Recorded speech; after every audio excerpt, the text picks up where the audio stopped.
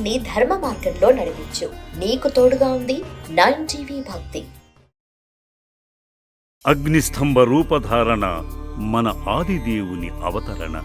ఈ కార్యానికి శ్రీకారం చుట్టిన శివలింగం అనంతకోటి బ్రహ్మాండాన్ని ఒక్కటిగా చేసి ఈ భువిపై పుణ్యఫల ప్రాప్తికై సంతానాశీర్వచనమై అర్ధనారీశ్వర రూపంలో అగ్నిస్తంభంగా ఆ ఆది దంపతులు ఒక్కటై వెలసిన పుణ్యక్షేత్రమే మన ఈ అరుణాచలేశ్వర స్వామి ఆలయం.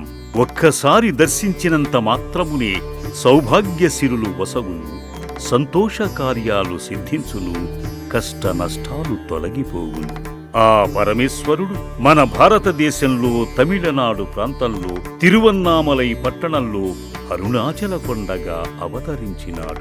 ఈ ఆలయాన్ని అన్నమలయ్యార్ అని కూడా అంటారు. పంచభూత స్థలాలలో అత్యంత ప్రసిద్ధిగాంచిన అగ్నికి ఆయువు పోసిన ఆదిదేవుని మొదటి అవతరణగా చెప్పటానికి ఎన్నో ఆధారాలు ఉన్నాయి, నిరూపించబడ్డాయి కూడా. పురాణాలు, శైవమత సిద్ధులు తేల్చి చెప్పిన సంఘటనలు, రమణ మహర్షి వల్లెవేసిన సూక్తులు సాక్షాత్తు విశ్వేశ్వరుని లీలామృత గానాలై ప్రపంచ నలుమూలలకు వ్యాప్తించినవి. తమిళ సాంప్రదాయం ఆధారంగా నయనాళ్ల ఆచారానికి అద్దం పట్టిన మనోనేత్రం అరుణాచలేశ్వర స్వామి సత్రం. దీని విశిష్టత గురించి నెట్టిజార్ రాసిన పెరియ పురాణం మొదటగా పూజించిన వ్యక్తులు, అప్పర్ మరియు సంబంధర్ల చరిత్రలు, పుణ్యక్షేత్ర పునాదుల స్థితిగతులను వివరిస్తున్నాయి. చోళరాజ్య వంశయోధులు ఈ ఆలయ నిర్మాణకర్తలుగా తమ వంతు బాధ్యతను నిర్వర్తించారు. తదుపరి అంచెలంచెలుగా ప్రసిద్ధి చెందుతూ ప్రఖ్యాతమైన ఆలయంగా తీర్చిదిద్దిన వారిలో తుళువ రాజవంశం, విజయనగర సామ్రాజ్య అధిపతి శ్రీకృష్ణదేవరాయలు ప్రధాన పాత్రలుగా పోషించారు. పరాయి దేశ పాలనలో భారతదేశం బానిస సంకెళ్లలో బంధించబడిన రోజుల్లో సునాయాసంగా వారిని తరిమికొట్టిన ఘనత మొదటగా ఈ అరుణాచలం నుండి మొదలైందని చరిత్రకారుల నిజ సంఘటన పుటలు వివరిస్తున్నవి. ఈ ఆలయ విస్తరణ 25 ఎకరాలలో రూపొందించబడింది. ఈ పుణ్యక్షేత్రంలో దేవగణం, దైవబలం కలగలిసి వెలిసిన చోటుగా సృష్టించబడింది. నందీశ్వరుడు, సూర్యుడు ఉన్న ప్రధాన క్షేత్రం తూర్పు ముఖంగా కనిపిస్తుంది. గర్భగుడి వెనుకగా విష్ణుమూర్తి అవతార రూపమైన వేణుగోపాల స్వామి వెలసి ఉంటాడు. గర్భగుడి చుట్టూ సోమస్కంద, దుర్గమ్మ, చండేశ్వర, గజలక్ష్మి, కార్తికేయ, దక్షిణామూర్తి, నటరాజ మరియు లింగోద్భవ చిత్రాలు చిత్రించబడి ఉంటాయి. అమ్మాన్ అన్నమలైగా ప్రసిద్ధి చెందిన శివపార్వతుల దివ్య మందిరాలు ఎంతో మనోహరంగా చెక్కబడి ఉన్నాయి. అంతేకాదు 1000 స్తంభాల మందిరంగా మలచబడి ఉంది. కార్తీక పౌర్ణమి నాడు మిలియన్లలో భక్తులు ఈ పుణ్య దంపతుల దర్శన భాగ్యమై ప్రభంజనమై వారులు తీరి మరీ దర్శిస్తూ ఉంటారు. సంతాన ప్రాప్తికై ఆలయ వృక్షంలో ఊయలలు కడుతూ ఉంటారు. ఇది ఎంతో పవిత్రం. ఈ ఆలయం 5 ఆవరణలుగా నిర్మింపబడి ఉంది. ఇవన్నీ కూడా అలనాటి శిల్పుల నైపుణ్యానికి శివుడే శివతాండవం చేసి నిర్మించినట్టుగా మనకు దర్శనమిస్తాయి. పురాతన ఘట్టాలలో చరిత్రగా విపులీకరిస్తే దైవం ఈ ప్రాంతంలోనే కొలువై ఉండటానికి కారణాలు చూపుతున్నాయి.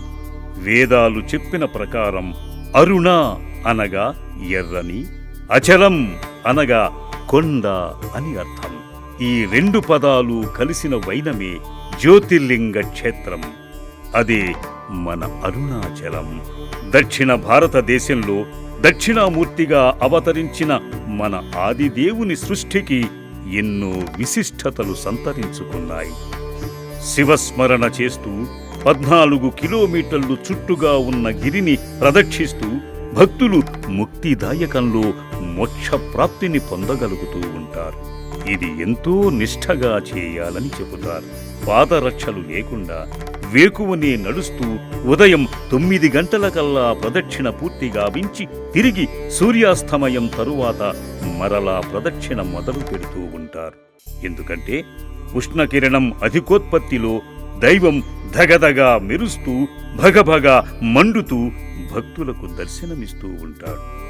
సాధువుల రూపంలో, భిక్షువుల రూపంలో భక్తులను పరీక్షిస్తూ ఉంటాడని చెబుతూ ఉంటారు. తాను అడిగిన చిల్లరను కాదనక లేదనక ఇచ్చు ప్రతి వానికి అష్టైశ్వర్యాలను వరసిద్ధిగా ప్రసాదిస్తూ ఉంటాడు. దక్షిణామూర్తిగా ఆ త్రిమూర్తి భక్తిదాయానికి ముక్తి మార్గమై స్వర్గప్రాప్తి అయి మోక్షాన్ని కూడా ప్రసాదిస్తూ ఉంటాడని భక్తుల అపారమైన నమ్మకం.